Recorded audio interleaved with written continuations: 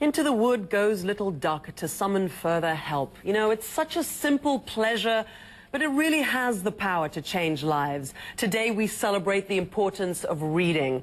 April the 2nd is International Children's Book Day and also the birthday of Hans Christian Andersen, who wrote some of the world's best-known children's stories. The idea behind Children's Book Day is to inspire a love of reading and give children, especially those in developing countries, better access to books. Well, at World One, we love to read. Among some of the latest things we're reading is this one, the Little A Book and Snappy Little Pets. Well, maybe there are one or two others. You see, we want to start a book club soon. It'll be called Zaniacs. Some of our team's favorite children's books are Harry Potter, Winnie the Pooh, The Tiger Who Came to Tea, Alice in Wonderland, and James the Giant Peach.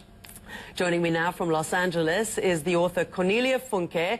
Cornelia has sold more than 20 million books around the world and picked up a host of awards. She's the writer of the Inkheart Adventure series for children. Hi, Cornelia. Great to have you on the show. What is it that children are looking for in a book today that adults are not? I think actually that they both look for the same thing. I think they both look for characters they can love. They both look for finding out about fear and death and love and everything in the safety of printed pages. How do you tap into the kinds of things children and also adults want to read, but in particular that children can really connect to? Well, I think then I'm just an old-fashioned storyteller. I have no idea why I can do it, but it's a blessing to be able to do it because, as you say, it does such incredible things with your audience.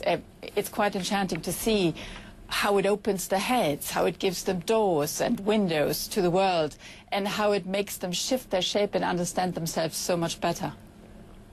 Books are such an amazing form of escape for children, especially in terrible situations of loss or tragedy, in conflict zones like in Syria. Does reading help them psychologically?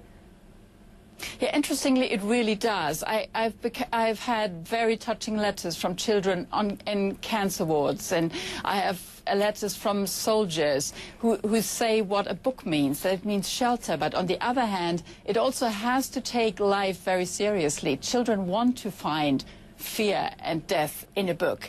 You just have to make it nevertheless the feeling that they can handle it.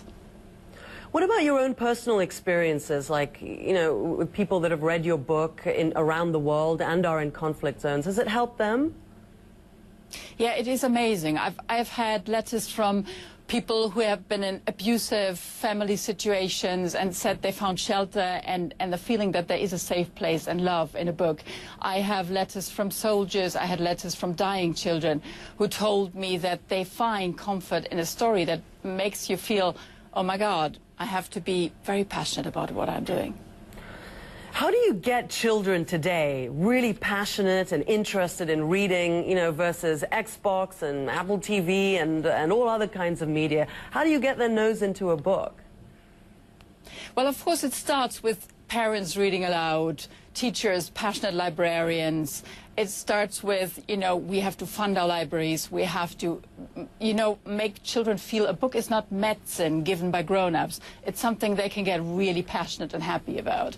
But what I also do is at the moment that I also work with the new media, like developing apps, for example, to open story for children in many media.